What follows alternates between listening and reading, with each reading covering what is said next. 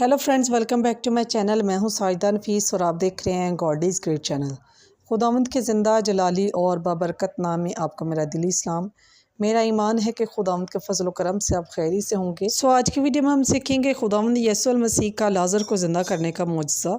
Video को अंत तक ज़रूर देखिएगा और अगर आपको मेरी वीडियो अच्छी लगे तो लाइक और सब्सक्राइब ज़रूर कीजिएगा ताकि आपको मेरी नेक्स्ट आने वाली वीडियो सबसे पहले मिल सके और आप अपने ईमान को खुदावंद यीशु मसीह पर और ज़्यादा मजबूत और पुख्ता कर सकें। चलिए चल कर शुरू करते हैं अपनी वीडियो को और सीखते हैं खुदावंद यीशु मसीह का लाजर को ज़िंदा करने का मुअज्ज़ा।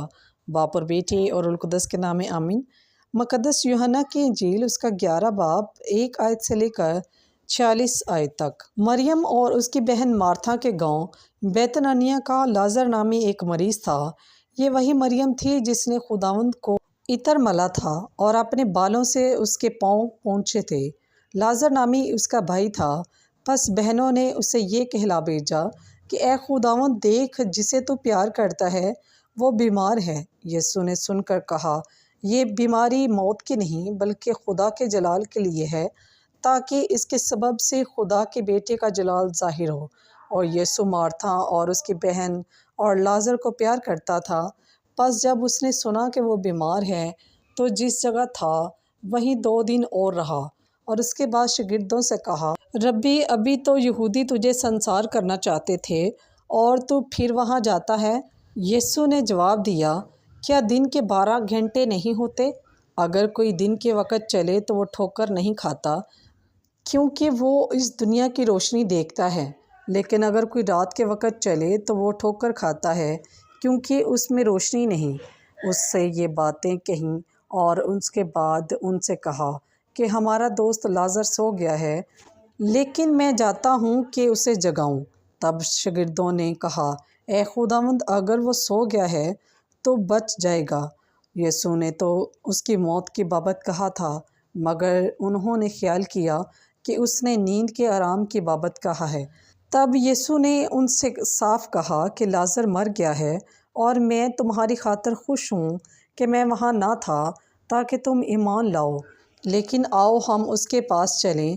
तब तोमा ने, जो तुआम कहलाता है, अपने साथ के शागिर्दों से कहा कि आओ हम भी चलें ताकि उसके साथ मरे। बस यीशु बैतनिय्याह में आया और उसे 4 दिन का कब्र में रखा हुआ पाया।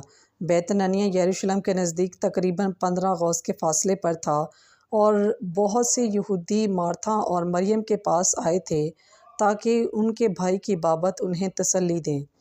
मार्था ने जो ही सुना कि यीशु आ रहा है तो उससे मिलने को गई, मगर मरियम घर में बैठी रही।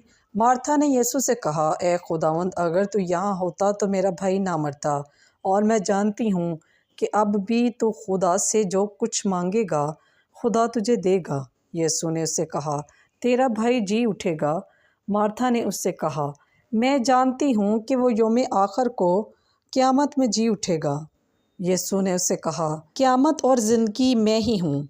जो मुझ पर ईमान लाता है, अगरचे वो मर गया हो तो भी ज़िंदा रहेगा, और जो कोई ज़िंदा है और मुझ पर ईमान लाता है वो अब तक कभी ना मरेगा। क्या तू इस पर ईमान लाती है? उसने उससे कहा, हाँ ए खुदावंद, मैं ईमान ला चुकी हूँ कि तू अल-मसीह इब्ने खुदा है, जो दुनिया में आने वाला था।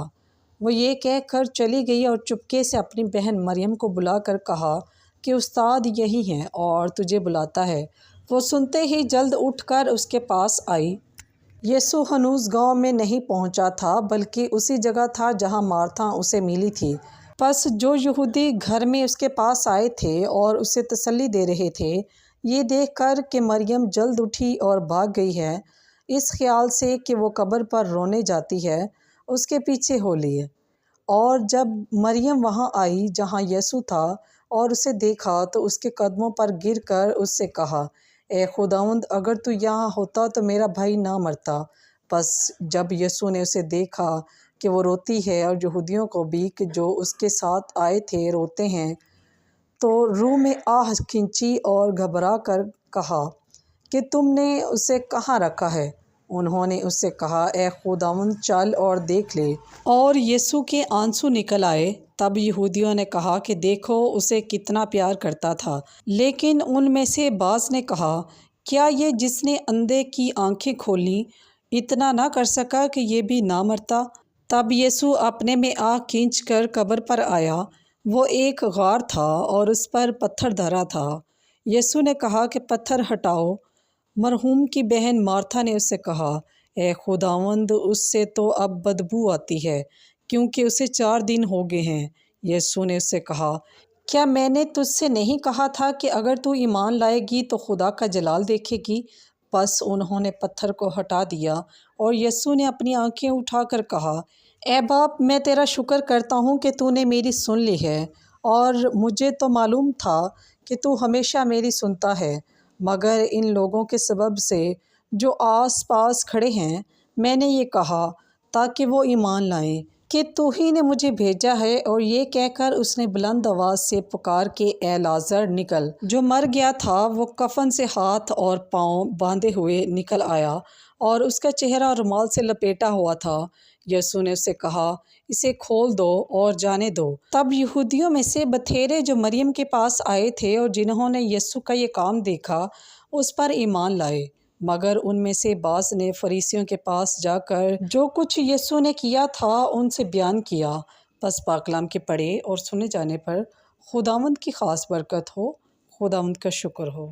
میرے عزیزو، خداوند اس کلام کی وسیلہ سے آپ کو مجھے بہت سی برکات سے نوازے۔ اپنا اور اپنے پیاروں کا بہت سارا خیال رکھیے گا، دعاؤں میں یاد رکھیے گا۔ خدا حافظ۔